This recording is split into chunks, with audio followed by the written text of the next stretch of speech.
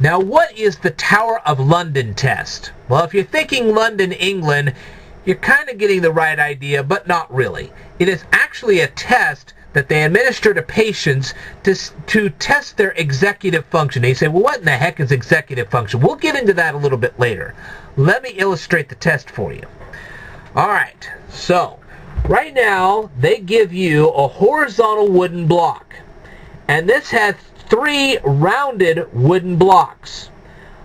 And this wooden block, which is rounded of course, can hold 1 disc, this one can hold 2, and this one can hold 3.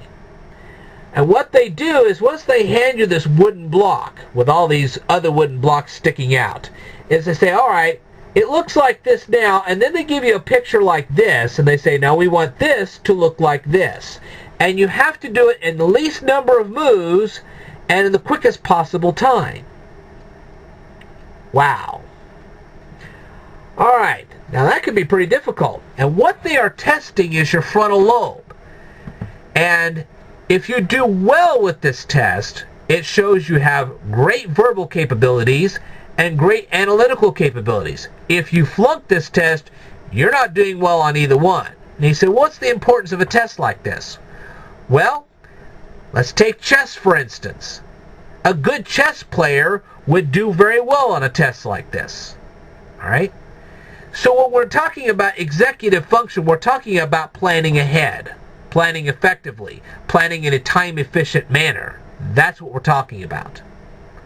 They say, well, if I lose at a chess game, I say, I lose at a chess game, and I walk on. That's true. But what if you're planning a road trip? That's a little more serious. You could get lost if you don't plan correctly. You could plan a road trip, and if you don't do it right, you may not arrive at your destination at the right time. Maybe you're trying to get to a theme park at a right time, say first thing in the morning. By the time you show up, it's late in the afternoon or early in the evening. What if you're trying to plan a road trip to go to a wedding? By the time you get there, you miss the wedding. That could be bad. You say, well, even that's not that bad. Okay. Let's say that you run a bakery.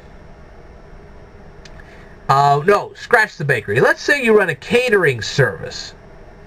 And the idea is you're to plan what food you're going to make for all those wonderful wedding guests. Okay, let's say you're a caterer. They have hired you to cook a meal for a wedding. So you're to plan how you're going to cook all this meal. Well, you show up, you don't do a very good job of planning. You either run out of food or you don't get the food ready in time. And that can make a bride and groom very angry. Okay? And that can cost you a lot of money.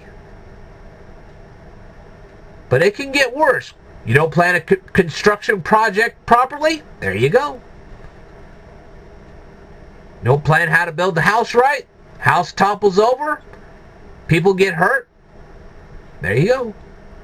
So you see, executive function is very important.